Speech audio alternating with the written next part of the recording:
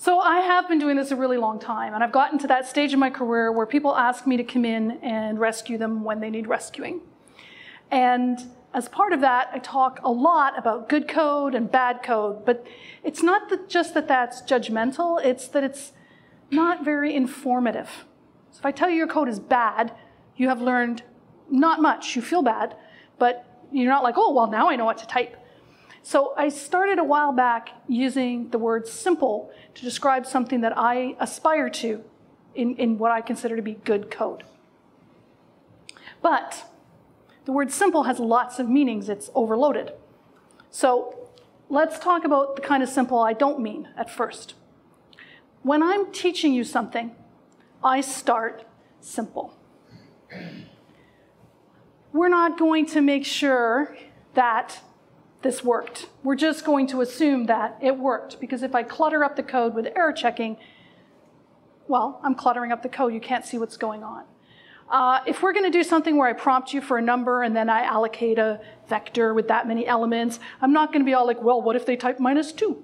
You know, or what if they type 5 billion? I'm going to assume that they're typing, you know, a single-digit number because I'm trying to show you simple code.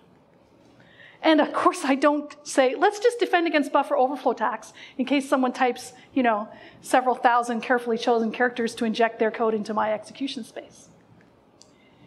But I'll also maybe only do half the work.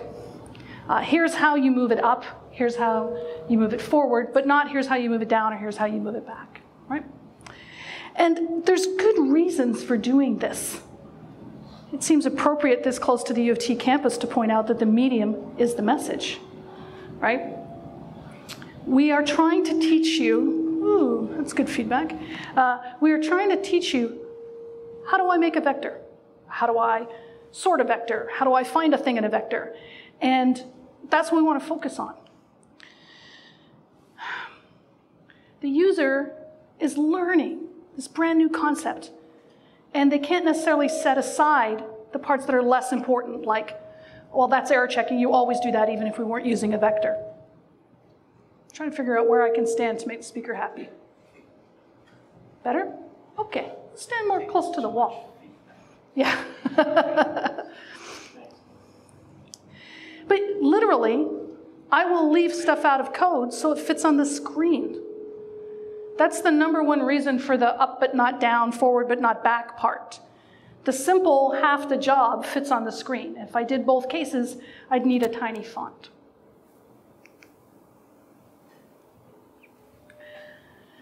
It is a favor to the learner. I don't want them to have to hold 7 things in their head when 1 is what I really want them to learn.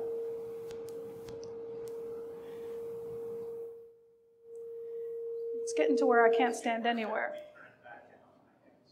Yeah, let's turn this one down.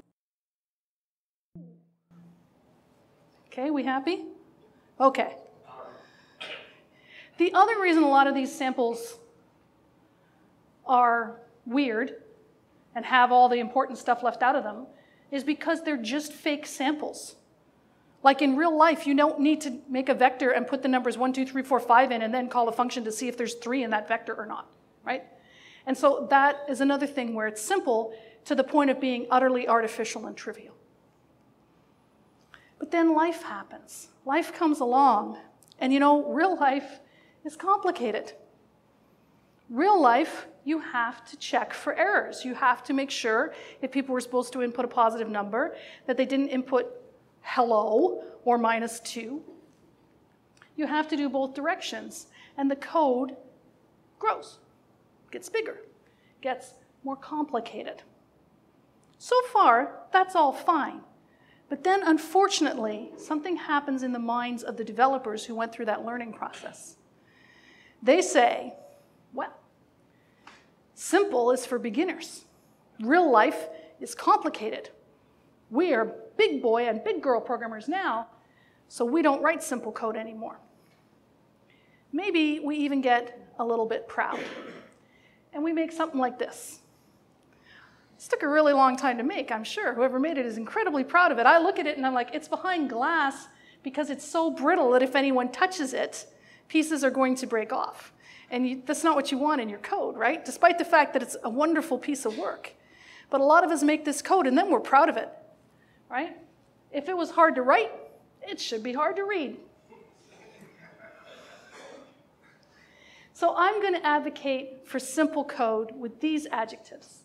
Expressive, you can tell right away what the person's trying to do.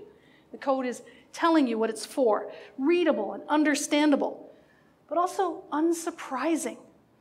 You're reading along and like, what? You don't want those moments. Those moments are moments where things are not simple, where you have surprised someone. I want to be transparent and self-explanatory, even reassuring, right? You're being led through a journey, through a story. It all makes sense. Yes, of course, that's what we do next. Yes, this is a good time to check that. I see that. Having checked that, we're free to do this part. This is our goal. This is what I'm calling simple. Code like this can actually be pleasant, fun to read, even fun to write.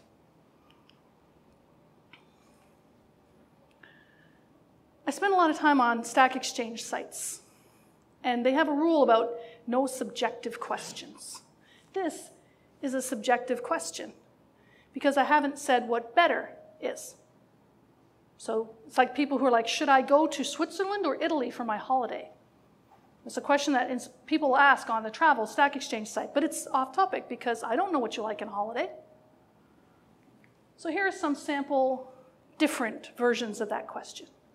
Maybe it's faster to write simple code.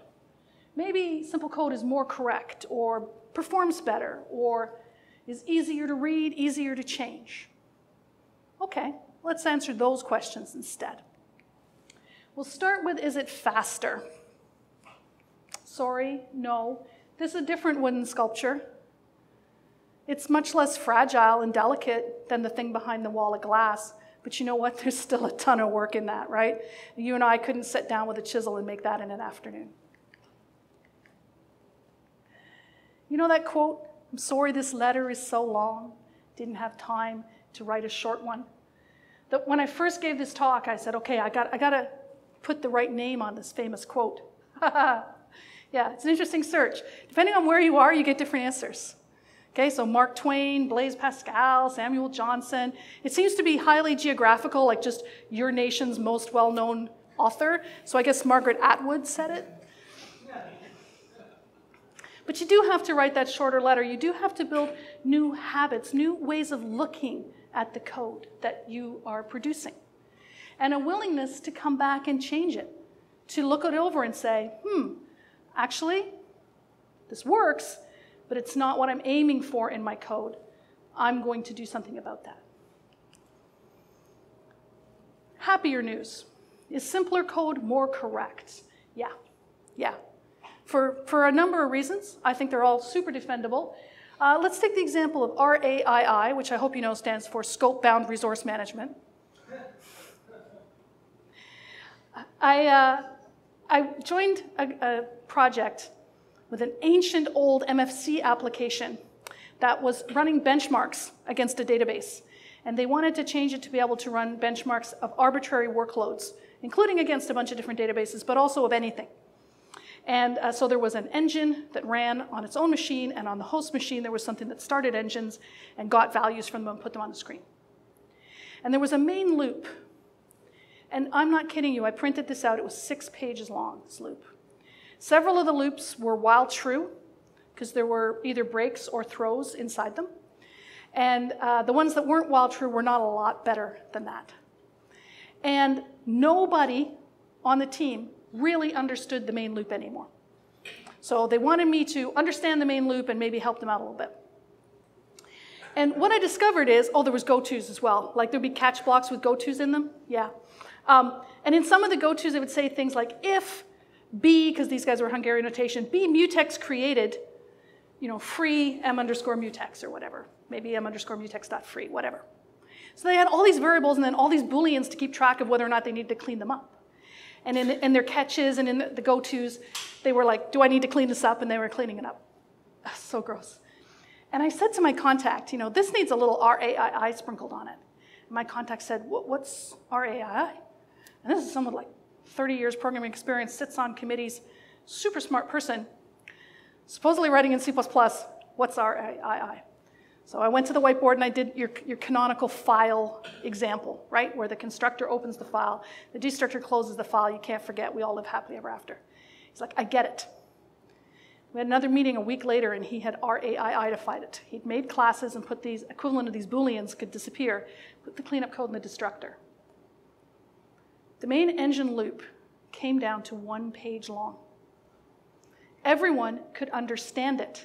That was amazing. We were all so proud of that. But it also turned out he discovered a decades-old bug. There was one thing, they'd never really been able to repro it, but when he was cleaning it up, you can imagine the work involved. He'd be finding places that were doing cleanup and moving that code into a destructor. And other times he'd be like, okay, I can just delete this because I already know that destructor is going to happen, so we're good. And in one of those places, he's like, wait, we're closing the file before we release the mutex, or one of those weirdo things like that. And he found the bug. He's like, this is the bug that we were never able to repro in all those years. So suddenly the code's simple, easy to understand, less lines, that part's not super important, and a bug went away. And that happens to me all the time. So less to forget, but also less to get wrong, which means less bugs. I often encourage people to look for opportunities to be inconsistent later. Right? So you could have one function that takes 2 parameters, but one of them has a default value. Or you could have 2 functions. One takes 1 parameter, one takes 2 parameters. If you go with 2 functions, you've got to keep them in sync. Whatever you change in one, you got to change in the other.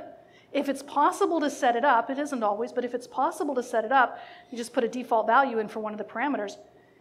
There's nothing to get out of sync. There's only one thing. So that is not about today's correctness, but about 3 years from now's correctness, right? And the same with having a function in the first place, instead of the old copy-paste, edit, copy-paste, forget to edit thing. And in fact, maybe even graduating up to templates instead of a whole pile of very similar functions. All of these produce simpler code, but more importantly, they produce code that stays correct. When I move code into abstractions, sometimes there's no complexity left. Like you think, oh, you're just hiding it. You have the 7-page loop, and you've moved all the cleanup into destructors, you've moved all the setup into constructors. That's fine, it's still just as complicated. No, it's not. It actually, the complexity can disappear if the abstractions are correctly chosen, which is always, the part where you're paying for the 30 years. Also in the department of correct, library code. Whether that's the standard library, whether that's Boost, whether that's something you found and can trust on the internet, they've already tested it. It's probably more correct than your first pass at the equivalent thing. Maybe more correct than you'll ever be, who knows. But then there's perf, right? This is a C++ group. We're about perf. That's who we are. It's fine. Control and performance. Take a look at these 2 lines. Without knowing anything, you can guess that there's some class called person, right? And it's of a reasonable size, probably. So these 2 ranged for loops. One just says P, auto, no reference. That's a copy. I'm going to copy each element of the people collection into P, do something with it, and then move on to the next one. The second one with the reference, no copy. That's faster. Is it simpler? No. Right? You have to know that when you take something by value, in this case in a ranged for, but it could also be in a function or anywhere else, that a copy gets made. You have to have space in your head for that performance intuition about your language. It's not simpler. The simple, obvious thing that you do the first in this case is not faster. However, I could say if I had a nickel, but I have a lot more than a nickel for every time somebody told me that their code had to be this way because performance, and then we measured and it didn't matter. Okay? Matt Godbold has this great CppCon talk called What Has My Compiler Done For Me Lately? Where he compiles some code with the optimizer on, and he starts with some very, very naive code that we can all understand, and it gets this assembly. And he's like, yeah, but. And he changes it, for performance. And he gets the same assembly. and he changes it, and he gets the same assembly. No matter what he does, he gets the same assembly. Okay? People who think they can help the optimizer and whatnot have probably not met an optimizer this century. So if there is a real choice, go ahead, choose performance. But you show me that's the choice that has to be made. Right? And they're probably better than you. I don't know all of you personally. It's possible you're better than a compiler writer and an optimizer writer. But if you're not measuring, I guarantee you're not. And again, library code. Library code's often super fast. Okay? Partly because it's the person's job to write it all day long, and partly because they know how the thing they're working against is implemented. Anyone know what this is? Some of you know what this is because it's in a lot of my talks. This is my Canoe. When I say my Canoe, my husband and I built this Canoe together. My oldest child is 30, the Canoe is 34. Okay? This Canoe is a thing of beauty. As you can tell, this is not the only picture of it looking gorgeous. I have lots of pictures of it looking gorgeous. And it is the definition of simplicity. I mean, it literally has no moving parts. Right? It's a shape. Inside, there's 2 seats and a yoke to help us carry it across the portage. The first time I showed a picture of this Canoe to anyone other than myself, everyone told me how beautiful it was. And I got in the habit occasionally of showing off my Canoe, until one day I showed it to a C++ programmer. And they said, what's it built of? And I said, well, those are thin strips of cedar, and they're sandwiched between fiberglass and resin to make it a little stronger and more resilient. And he said, did you cut the strips yourself? No one else had ever asked me that. I mean, people come up to us in parking lots to tell us how gorgeous this Canoe is, and no one ever said, hey, did you cut the strips yourself? No. I went to the wood store, actually Tendercraft, downtown Toronto. I went to the wood store and I got Beaton Cove cedar strips, you know, like some sort of heathen. I also didn't cut the tree down. I didn't plant the tree. I just bought the wood. And I think my Canoe is gorgeous. And that's how I want you to feel about what we're going to do. I want you to like it being simple for the same reason my Canoe is gorgeous, because it's simple. Right? You can see everything it does. It's easy to read. It's easy to debug. And it will not surprise you. I think reading code you understand, reading code that's not lying to you, tricking you, surprising you, is fun. It's way more fun than the alternative anyway. And other people's code, like other people's wood, can be beautiful. Now, I know you don't believe me. So we'll do a survey. How many of you have, even once, written code that was beautiful? Okay, over half of you have put your hand up, but none of you are me. So how can that be?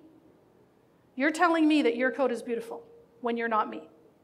Well, yeah, other people's code can be beautiful. Not just because you didn't have to write it, it just can be beautiful. Maybe not as beautiful as your own, but it can be beautiful. So I go into places, I look at their code that no one understands anymore, like literally the person who used to understand it left, right? Or my favorite, they want to fire the only one who understands it because they're a horrible person. You wouldn't believe how often that happens. And I turn their code into something that is so simple, so polished, so perfect, that it looks like it isn't anything anymore. That kind of simplicity in a code base is actually super hard to do. Turning an opaque 7-page loop with a bunch of infinite loops that have breaks in the middle of them into something that fits on a page that anyone can read and see how it works is really hard, and you have written negative lines of code.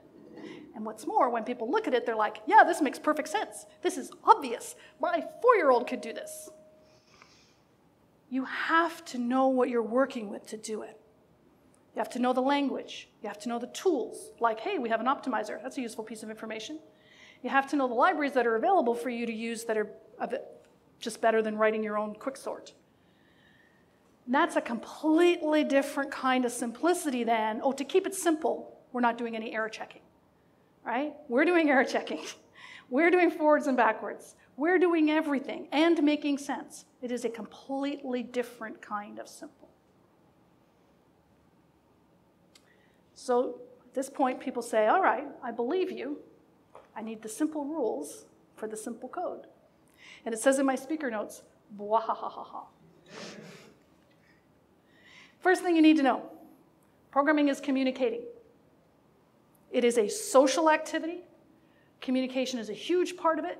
And when you leave code behind, it speaks. I've got a couple other talks that I've been doing the last couple years. One is about how I can read emotions in code, see how someone was feeling while they were writing their code. And the other is a talk on naming, which is strongly connected, because when you're mad, you give everything names that show how mad you are, for example. And when you're confused, you give functions name like func, because you don't know what it does. You're leaving code behind, and that code is speaking to everyone who's going to read it after you. We'll start easy. I often tell people when I'm giving them advice that things are simple but not easy, right? So we'll start with things that are pretty easy. And we'll start with this picture, which might appear to you to be Duplo, but it's actually Duplo Lego Interop. And that's a thing. Not only did they make Lego so that the 4-brick and the 6-brick and the 8-brick can all connect to each other, and Duplo so that it can do that, they also made it so that Duplo can connect to Lego and vice versa. That's a level of design and thinking that you might not even notice if I just handed you one brick, but if you spent any time putting these together, you know it's a very different kind of simplicity than, whatever, we'll just make a bunch of squares. So you have to know whether this particular code that's on the screen in front of you is simple or not. And then be prepared to aim for that whenever you're writing code. So you've got two ways to do things. Can you confidently choose the simpler one every time? And then, because real life is complicated, your simple code starts to get caves and chambers and doors and hand-carved trees, and you have to say, like, whoa, what am I going to do to make this simpler? Maybe I need a new abstraction. I need to move some of my complexity off into constructors and destructors and member functions that have names. Woohoo! I'm writing opportunities to be inconsistent. I need to not do that. I love names. Now, here's how to be a consultant, okay? Here's some code. There's a comment. Yay, comments. Int I equals 0, because it's an integer, right? Ooh, arranged for. This is modern C++. N in V, okay. I plus equals N. So I is the total, hence the comment. This is not simple code. Try this. Int total equals. This is something I do all the time. I come into a bunch of code that's got R1 and D7 and whatnot, and each one has a comment saying what it is, and I change it to what it is, and everyone's like, whoa, that's so much better. And then I give them an invoice. But I can even do nicer. Check this out. I can call accumulate. Right? From begin of V to end of V, the 0 at the end of the accumulate call is exactly the same as this 0. It is the starting point of the total. Accumulate doesn't just add, it can do things like concatenate strings or multiply. If you were going to multiply a collection of numbers together, you probably wouldn't want to start with an initial value of 0. That wouldn't be very helpful. You'd start with a 1. Now, you may not be familiar or comfortable with standard accumulate yet, but once someone is, they don't need to read the loop. They know what an accumulate is, and they can move along. It's especially good for things with names like sort. Most of us know what a sort is. So anything in the algorithm header, there's a We Love Algorithms club. If you'd like to know who's in the We Love Algorithms club, go to Connor Hoekstra's talk at CppCon this year, which caught me by surprise. He did the talk at C++ Now, and no one told me about it. The first 5 minutes or so of his talk is like, here's how I got the idea for this talk. And he just quotes other talks about algorithms. So there's me, there's Sean, there's Jonathan. There's sort of the algorithm-loving club of speakers. And there's a reason why. I mean, these things they're working, they're fast, and they have names. Mostly good names. Connor will point out where some names are terrible. But you can also use enums, especially scoped enums, or just consts or const expr instances of integers or whatever you need. So that instead of 52, and then someone has to recognize that that's how many weeks there are in a year, you can have something called weeks per year, or you could actually cross your fingers for Chrono that does dates as well as times. But if you don't have a library to help you out, just giving things names. You may think it's obvious that 52 is weeks per year, and meanwhile, the next person is like, it's just cards in a deck, right? That's got nothing to do with it. Why are we doing that?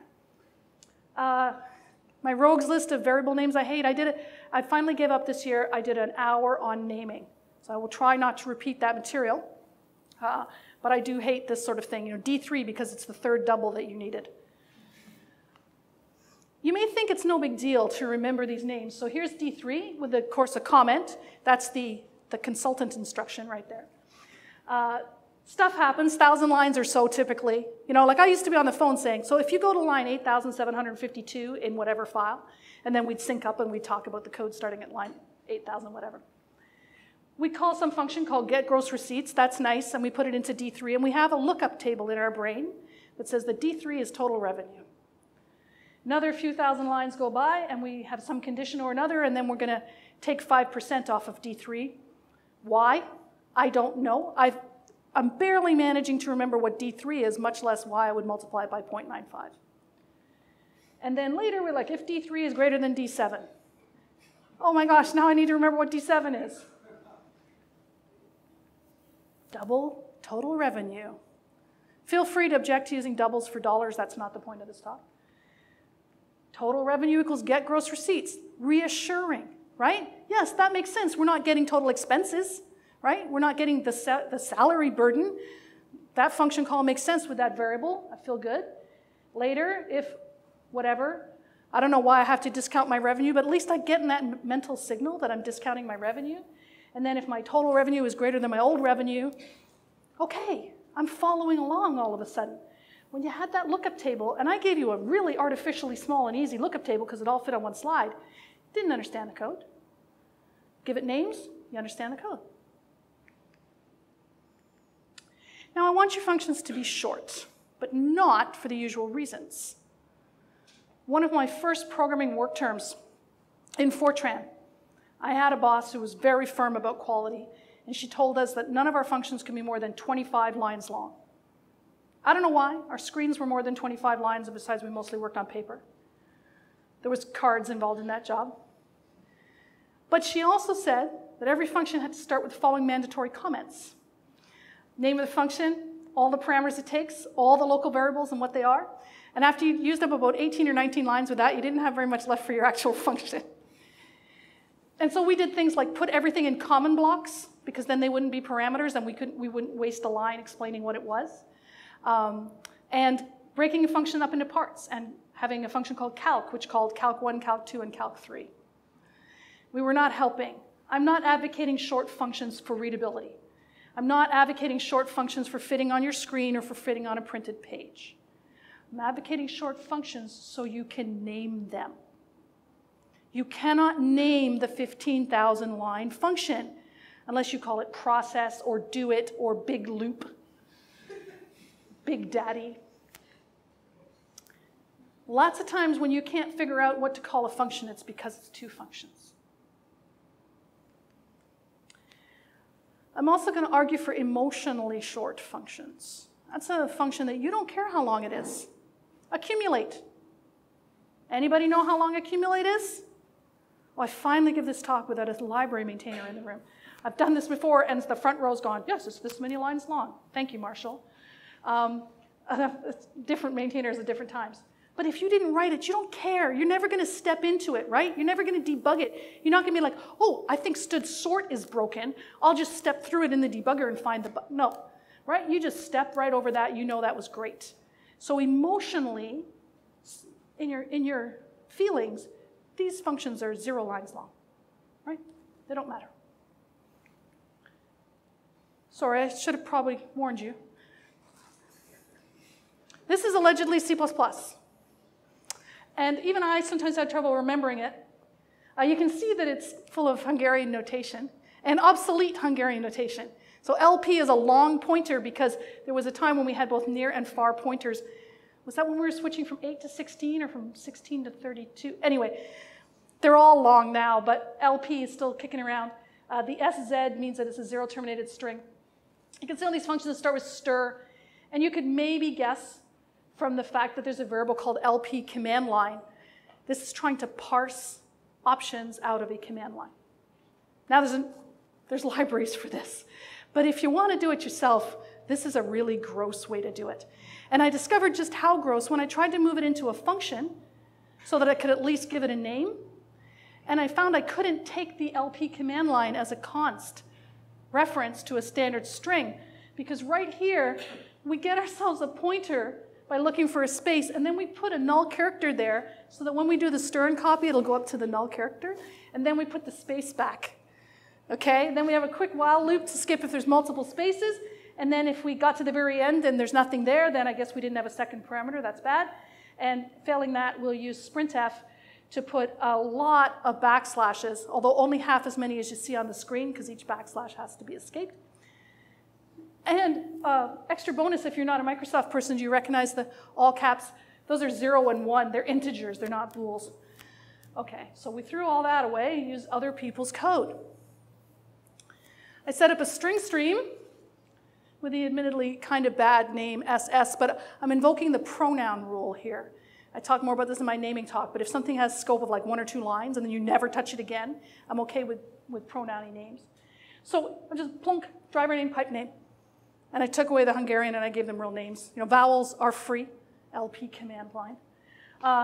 If either one of them is quote, quote, then I guess we're in trouble and I'll return false. Otherwise, I'm going to do some decorating, and I'm using raw string literals, because why not? This is what they're for, to not have to type so many backslashes.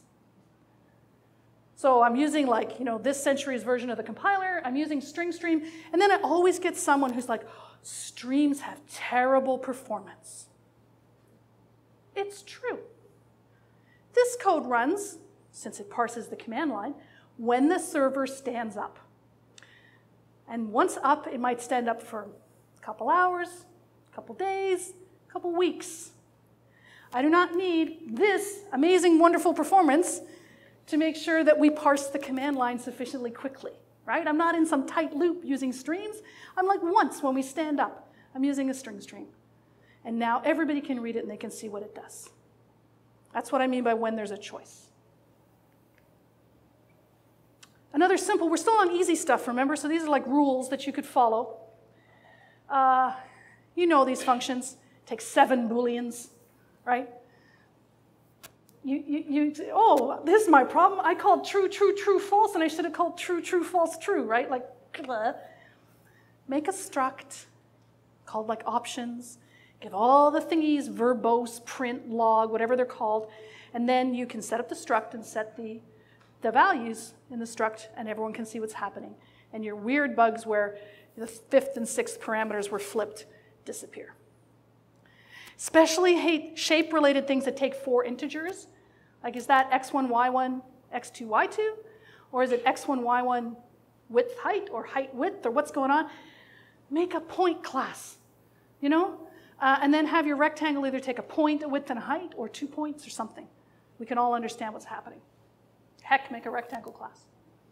And other weirder things, like what do they represent?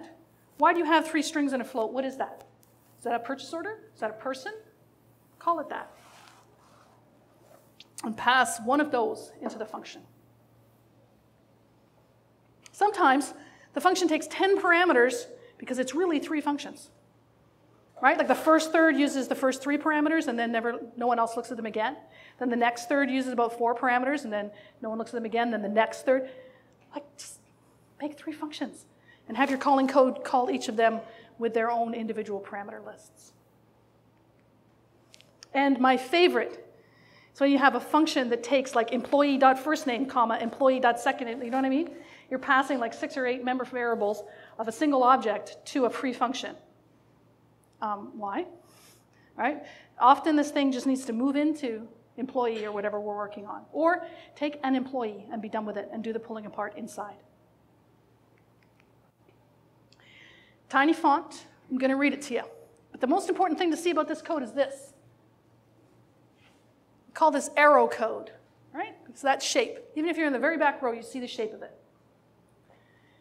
There's a function called calculate, takes a pair of doubles, and it's obviously counting on some member variables existing. So it says if x is less than the limit, we can proceed. If y is greater than or equal to 0, we can proceed. If we're shipping, this is the guts. This is the thing that matters. I don't have room for it. I have a tiny little slide, tiny little font on the slide, and I don't have room for what we're actually here for. Okay?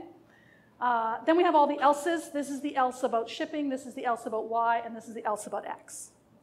And if you think it's hard to read now, wait until it's your job to add a fourth condition. And you've got to get the else in the right place.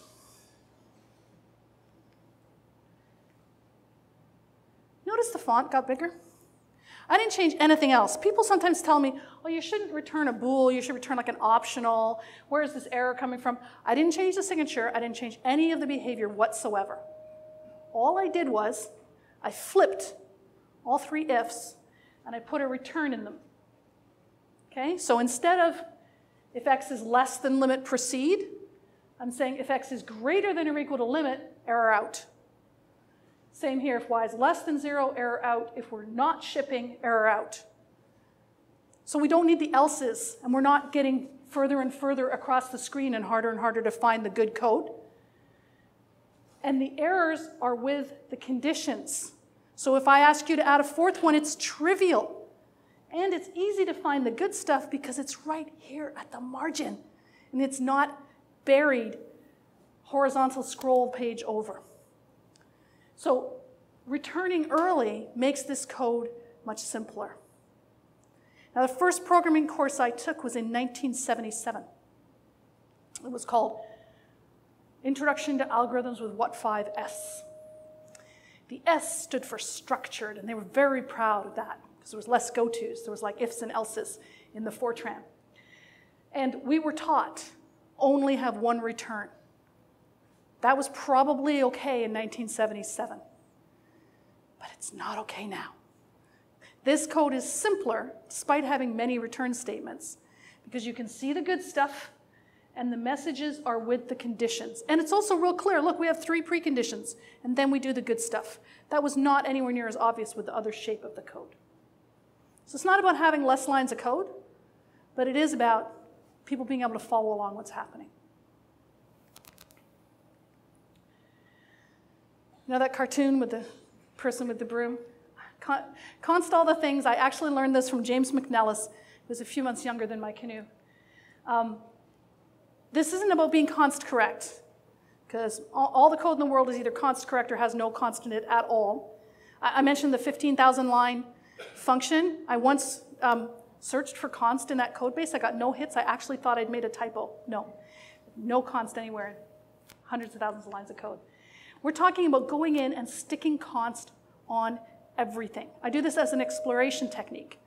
Okay, 7-page loop function.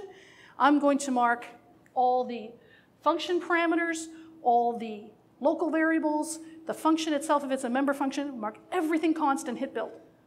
Of course, I'll get errors, right? Then I'm going to take it off of maybe one place, the first complaint I get. Build. Keep going till it builds. When I'm done, what remains, these are not moving parts. Okay, so yeah, we got 10 local variables, but only 2 of them, vary. The others are variables in a constant kind of way. And that's a lot easier now when I'm reading the rest of the code. I can kind of ignore those 8. Those are like partial calculations or some handy number, but they're not the guts of this thing that changes as we go through. Those I now know I've identified which are the ones that I have to pay attention to that are getting changed as we go through this code. Now, some people do that, and then when they're done, they're like, okay, that was just a spike, I'll just throw that away. No. Commit that, because that information is there for everyone else, whoever comes in here again. Some people tell me, this really does not work if you have out params or in-out params. And I'm like, well, you shouldn't have out params or in-out params. And I really feel that. I feel that out params confuse everyone. And they say, well, I have to have an out param because I got to return bool, whether it worked or not, but I'm also changing one of the things I was passed in. I'm like, yes, it's true, you can only return one thing.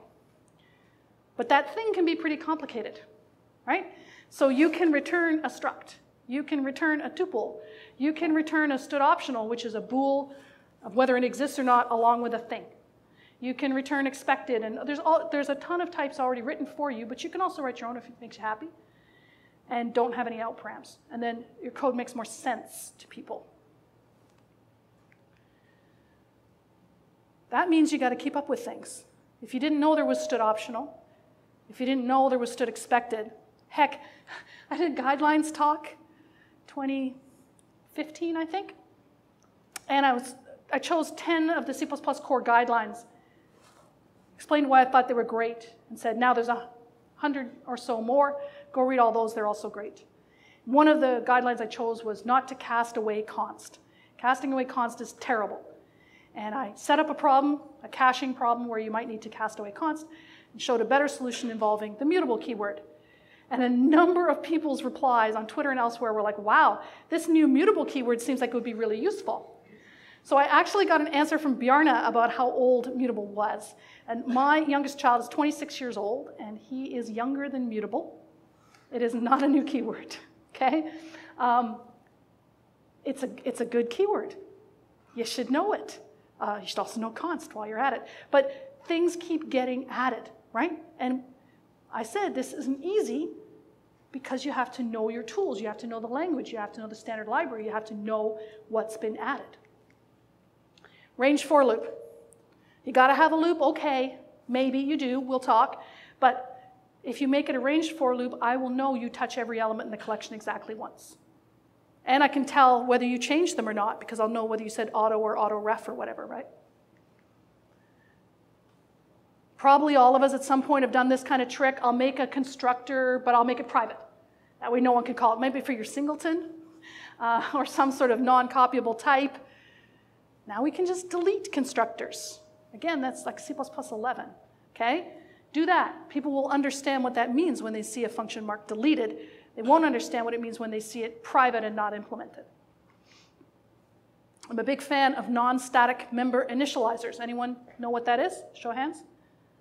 Very tiny number of hands. Here's the best way to find out what a non-static member initializer is. Be a C# programmer. And in your class, go da-da-da-da-da, and we have int limit equals 100, semicolon, and that's fine in C#, and now it's also fine in C++. And that will default that member variable unless the constructor in that initializer clause after the colon does something different. Why does this matter? Opportunities to be inconsistent. If I have 6 constructors, some of them set something to 0, and some of them set it to -1, and some of them forget. Trust me, this happens. Life will be very inconsistent, and you'll have weird bugs that will depend on code paths. But if you have a non-static member initializer that sets it to 0, it'll always be 0, unless someone explicitly sets it to one of the parameters or some other deliberate choice. And when I say the standard, I don't just mean the language, I also mean the library. There's a lot going on in the standard library. And keeping up with it is work, but it saves you work. I believe you end up ahead. What I want you to set up is what Rico Mariani calls the pit of success. Right? You may have heard of the pit of despair, or the pit of failure, or the pit of sorrow. Rico wants to set up a pit of success, so that if you just do the simplest and most obvious thing, you succeed. You just do the laziest, dumbest, I didn't look anything up, I just copied what was there already, you succeed. Setting up a pit of success is super hard, and probably people won't thank you because they think they're brilliant, but at least you're leaving goodness behind, okay? So you actually are setting defaults for the person who comes after you.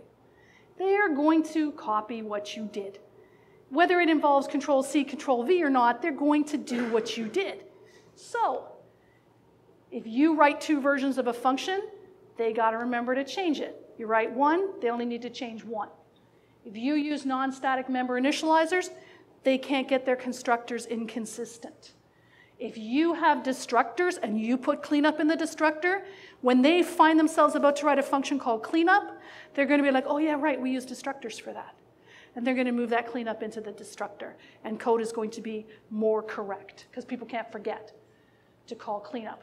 If your code is const correct, oh, I've played Chase the Const. Of all the ways you can earn money, flying and meetings are worse than Chase the Const, but not by much. Make your code const correct, and it'll stay const correct, because it won't be hard or difficult to do that. And if you have short functions with good names and you have good member variables, then they're going to go along with that. They're not going to add comma D4, comma D5 onto the end of your list of uninitialized declarations at the top of the function. They're going to think for a minute about what this is and give it a name. Now, usually right about now, someone says, but our programmers are good. Like, we would never write inconsistent constructors because of how good we are. Okay? This is a picture of a guardrail. Not a very sturdy or impenetrable guardrail, but it's a picture of a guardrail.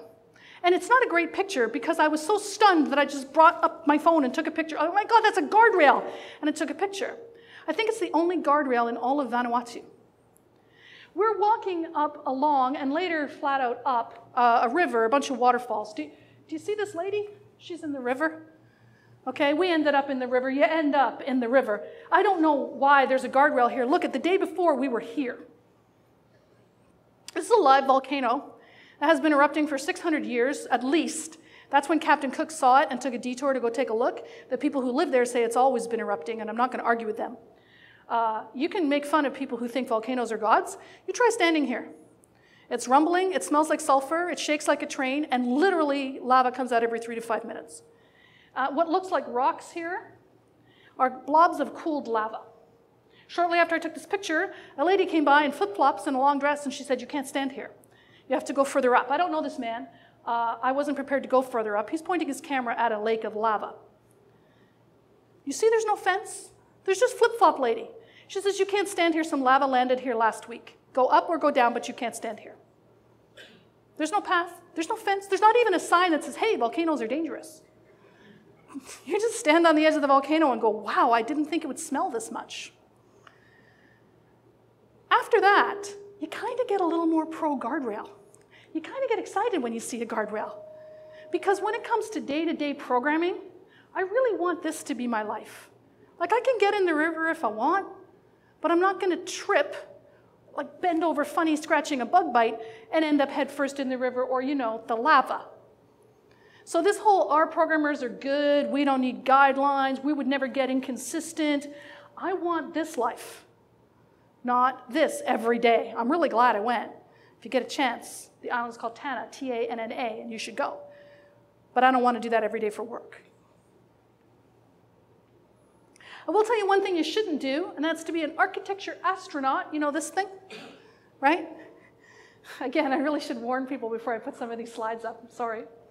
I found this on the internet, and I found the code that went with it, and it was in Java, but I translated it into C++. Okay? So you start by, you're going to need a factory pointer to the abstract factory class. Of course, you get that by going to the factory maker singleton and calling get instance to get the instance of the singleton, of course, and then you can call get factory. Once you're the proud owner of a factory, you can use it to create a subject, which I'm keeping in a shared pointer to subject. These were all just references in Java. Once you have a subject, I can create an observer and attach that to the subject. Then I can create a command passing in the subject, and finally I can execute it, which will cause hello world to appear on the screen. And like most of these examples, it doesn't do anything else ever. Like, the flexibility is there that I could write it to a file instead of putting it on the screen, but it never actually does. But here's the deal. Everything that I tell you to do to make your code simpler can make it more complicated. I said, have short functions, have abstractions. Okay, go too far, you have an architecture astronaut. I can't give you simple rules for writing simple code unless I'm vague. After the Fortran course, I changed from math, which was what computer science used to be at Waterloo, to chemical engineering. No correlation, really. And we had a course about estimating how much factories would cost to build. And he had like dollar figures. This much is $2 a foot, $20 a foot, whatever. And one of the categories, there was large pipe and there was small pipe. And I'm like, sir, you know, what's the cutoff between large pipe and small pipe? And he wouldn't answer me, which I thought was outrageous. Like, you know, clearly 2-inch pipe is small pipe, and 36-inch pipe is large pipe, but where's the line? He wouldn't say. But that's what all these rules are like. So good, short, not many, unless you have a reason, a lot. These are weasel words, right? But they have to be. And this isn't special to programming. Imagine teaching your child to drive. Some of us have done that. Here's a really simple question. What speed should I drive at? Got a nice simple answer for that? Right? Like the speed limit? Oh, you just ran into someone who was stopped. The speed limit or, less in order to not hit things. Stopped vehicles, pedestrians, rabbits, whatever, fine. We go around a tight corner that you're supposed to slow down for. Yeah, you're supposed to slow down for corners, right? There is no way you can simply answer a really simple question like what speed should I drive at, what lane should I be in, or how do I change lanes? The answers to these are really complicated. It takes our kids months to learn the answers to these questions. I have a 2-year-old granddaughter. My daughter would say, the baby is crying. What should I do? Simple question, right? Relatively simple answer for the first couple of things you can try, but if those don't work and she already thought of them, and my daughter is a good mother, so she tended to have already thought of them, yeah, I don't have any simple answers for you anymore. And so it is with writing simple code. This isn't like some sort of a try to wiggle out of a difficult thing. There just isn't a simple rule for doing it. It's all about judgment and experience. So people ask, should you use exceptions? Roughly half of all the C++ programmers who answer the ISO CPP survey cannot use exceptions in some or all of their code. They also can't use RTTI. How long should a function be? I am not in the 25 lines camp, right? What's a good variable name? Are default parameters confusing? And if they are overloads confusing? Because I've heard both argued. Should we really never use raw loops? Should we really never use raw pointers? Oh, we use raw pointers. There's nothing wrong with raw pointers. Just don't use them to control lifetime. That's all. Just don't call new and delete. Want to have an observer type pointer? Knock yourself out. But these questions sound really simple. And then people say, well, how come here you did this and here you did that? Well, because I feel it's simpler if we do that. So moving on to things that are harder than those, that take more judgment. You need some judgment for this stuff, but you get judgment from experience and you get experience from bad judgment, so it works out. So ideally, this is your new way of living. This is how you write from now on. When things get tangled up, you make them right. But there's another piece to this because you do not work alone. So if you want the really big stuff about perf, about understandability, about reusability, you need to change the norms of your team, including the people you haven't met yet, because they're going to start working here next year. That's when we talk about the pit of success. So then, I want to talk about this example. Saw this one on C++ Twitter. First read it, you're like, wow, a uint8_t. That's someone smart, right? I mean, I just use int. Someone who really knows what they're doing. Yeah, problem is getSize returns a 16-bit unsigned integer because it will never, ever return anything that will fit in an 8-bit integer, which means that this is an infinite loop. Now, simple enough fix, make it a uint16. Insert the thing about how C++ is so horrible, which we all like to do. There's 27 different kinds of ints, and someone else will go, it's got to be 28 because there's an unsigned for every sign, so it's got to be an even number. Yeah, you're not helping. That's not what the problem is here. The problem here is not that whoever wrote it didn't sufficiently memorize enough arcane integer types. The problem here is that I and getSize have nothing to do with each other. We have a failure to encapsulate. What if we had a collection who knew its size and could be iterated through? Then we wouldn't care about the type. We could say for all the x in call and do what we need to do, and we wouldn't be memorized. I don't know all the kinds of ints. That's not my thing. Just do this.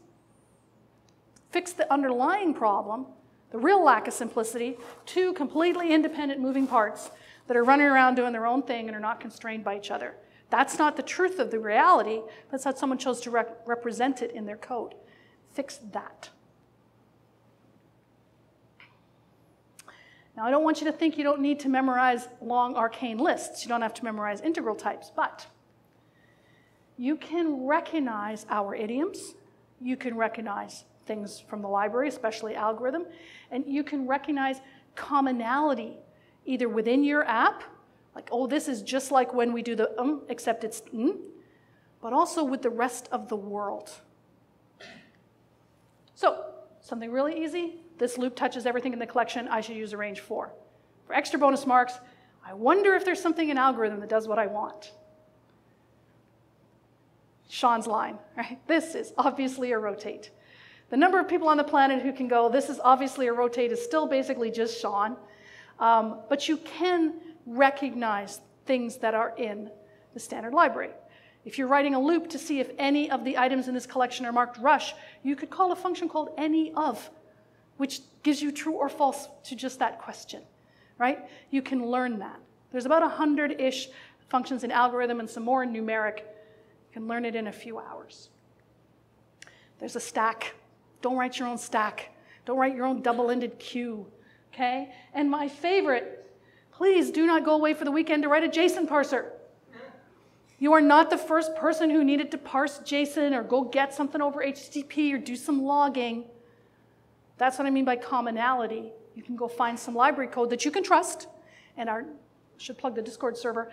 Finding a community of people you can trust to give you good recommendations is a great way to do that. You can also learn new idioms. So one of the things that makes me crazy when I meet people who come from, say, VB, they write their C++ like this.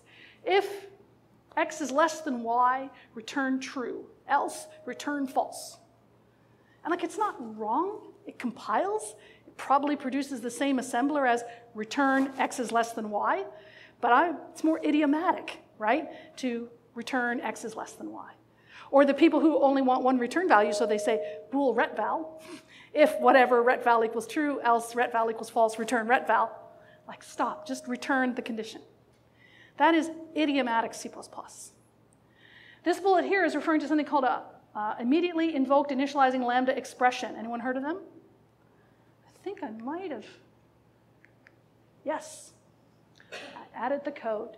We have some variable limit, and we're going through some loop and work and calculating, and when we're done, limit will never change again. Okay? But I can't make limit const because I need to change it through all this, right? I added in red. Int const limit equals, hi, I'm a lambda. I capture everything by reference. I don't take any parameters. Open brace. The exact same stuff that was there before. Close brace after the return limit. And then most importantly for those in the back row, a pair of parentheses. When you write auto blah equals and then all the code for a lambda, blah is a lambda. But when you write auto blah equals all the code for a lambda, open close parentheses, you execute the lambda on the spot.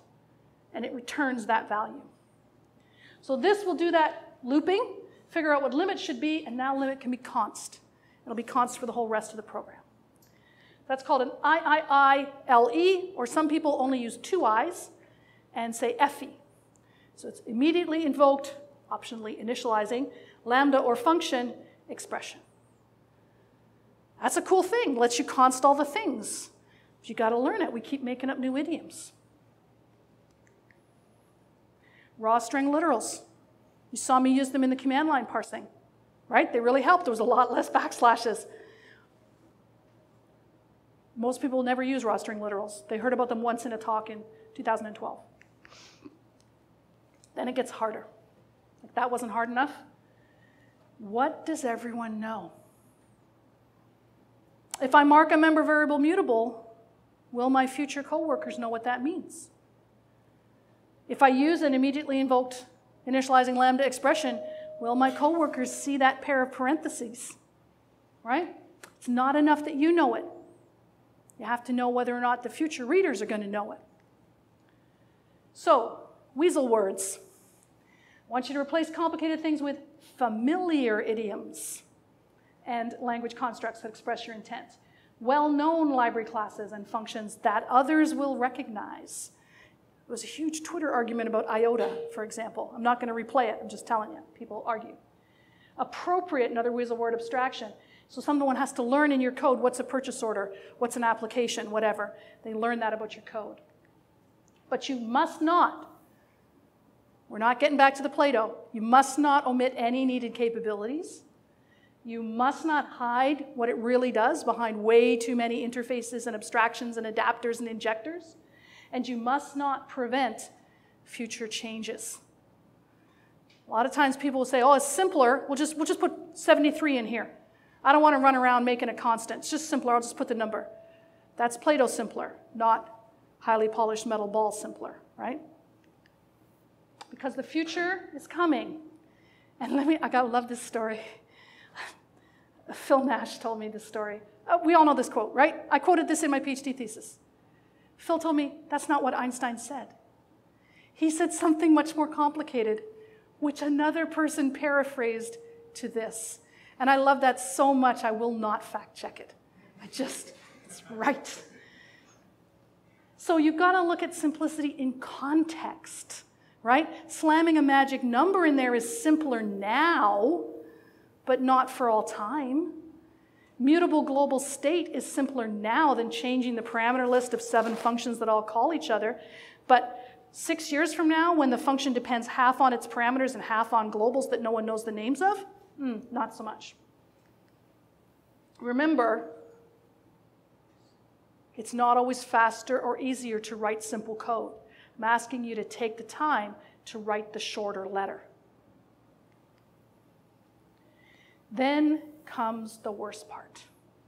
I know, you're like, wait, this got awful quite a while ago. But I have to tell you, when you take the 7-page thing that no one could understand, and you make it the 1-page thing that my 4-year-old could make, is that all you did?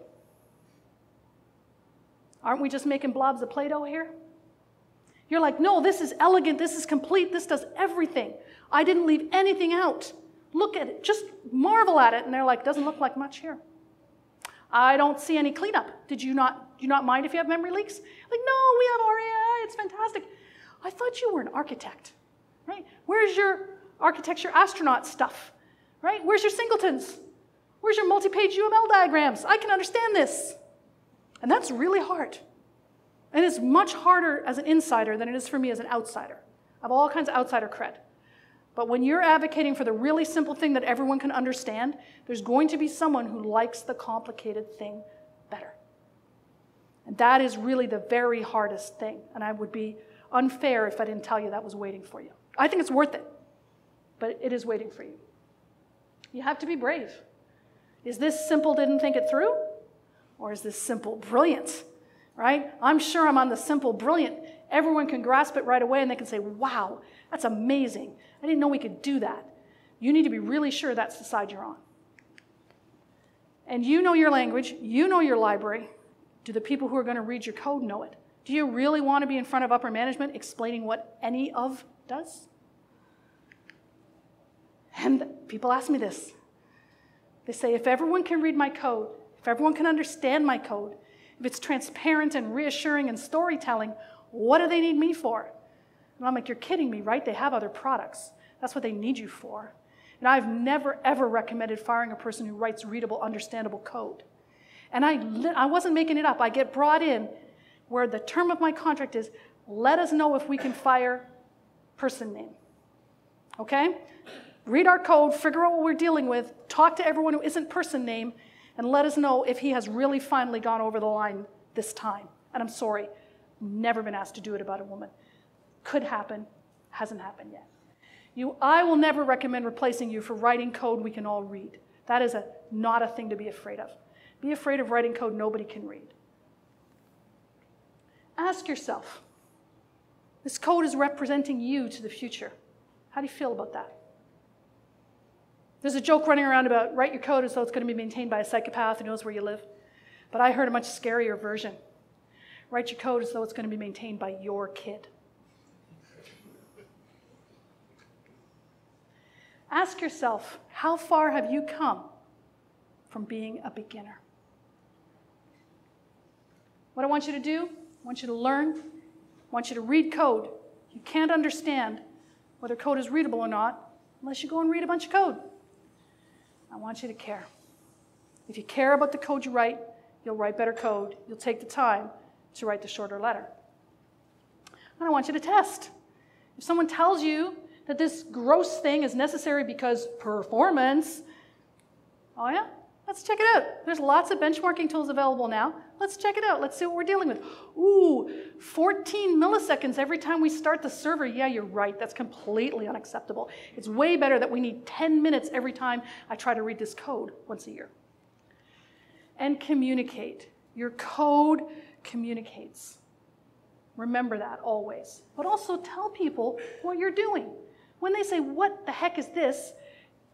Teach them what RAII is. Teach them what it immediately invoked lambda is. Teach them what a range-based for is, what stood any of is. That's how the code becomes simple code that everyone knows what it is. And yes, indeed, that is what I have to say about why simplicity is not just for beginners. Thank you.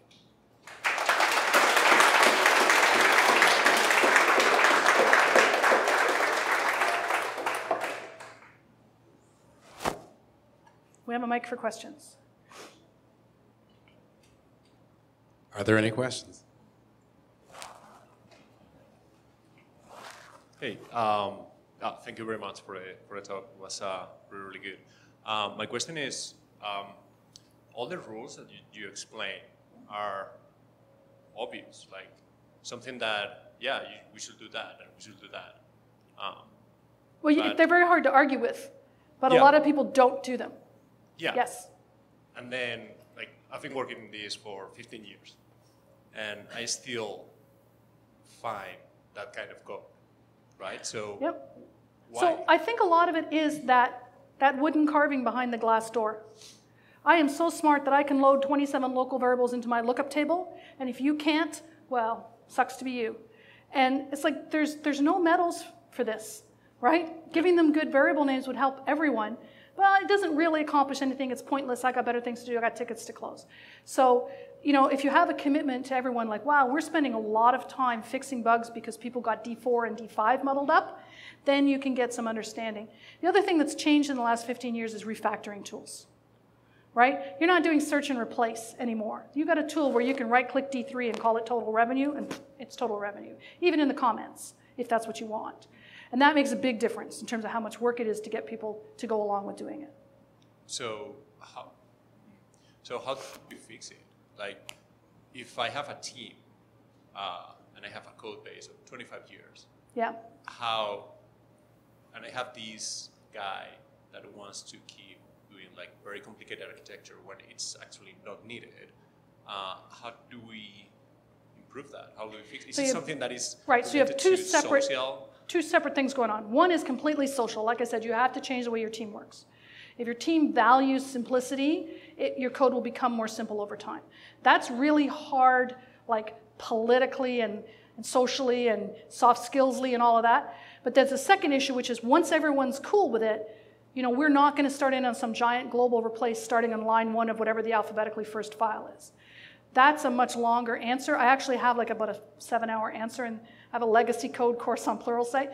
But basically the fundamentals is start in the hot spots. Start in the spots you're in all the time. Make them readable. Start in the spots people copy from. Like if you have 100 reports in your system and everybody goes to report 7 and copies that because it's pretty representative, when they're adding report 102, make report 7's code gorgeous, right? And then that stuff will spread out afterwards. But there's no quick thing about that. That's a hard row to hoe. Thank you.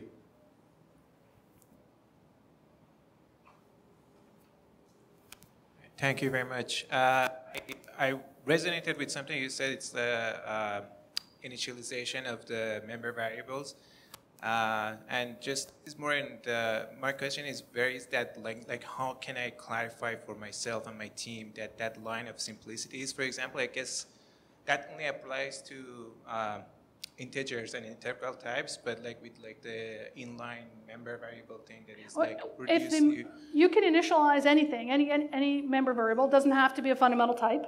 Yeah, no, I understand that, but like it's so that I guess like when we update with the library, it gives us more tooling to achieve basically some of these principles, right? Yes. I guess with the inline variable thing, you can do strings, you can do variables before you have to do, like, I guess, literals. Right, obviously, like initializing a std string is much easier than a char star. Yes, Yeah. exactly. So, like, how can I define that simplicity, like that this is a game rather than like a customer? Because, like, it's kind of intimidating to say inline. It is like kind of intimidating, I guess. But like, you see inline is like a member. It's like, what is this? And then. Sure, anytime you add like a keyword from this century, maybe you put override, on your virtual functions. Maybe you start putting no accept on things. There's going to be someone who's like, what the heck?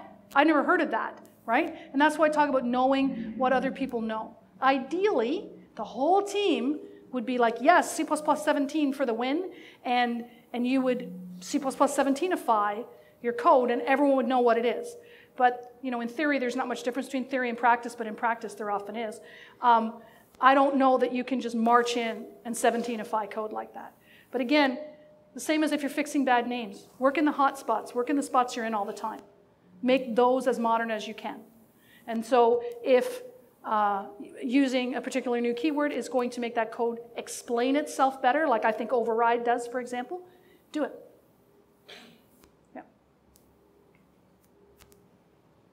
You briefly touched about it in your talk about the Astronaut architecture. How do you deal when somebody has gone overboard on the other end and has just basically defined tons and tons of wrappers and various other structures are just not necessary?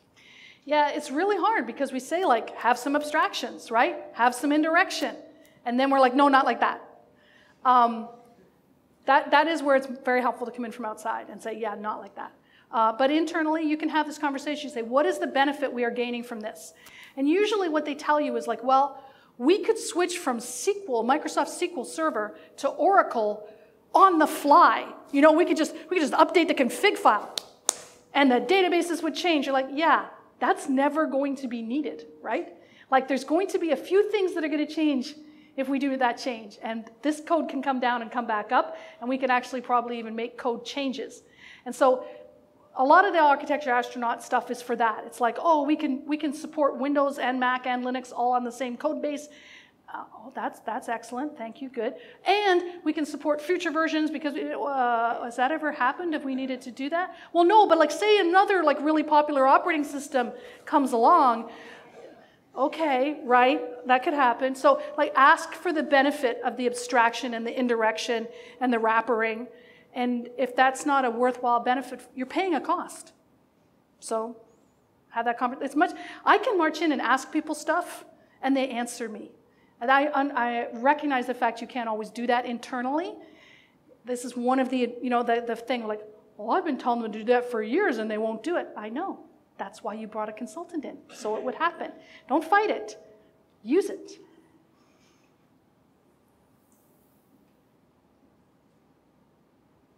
Okay, let's thank All right, Kate again thank you for very that much. fantastic talk.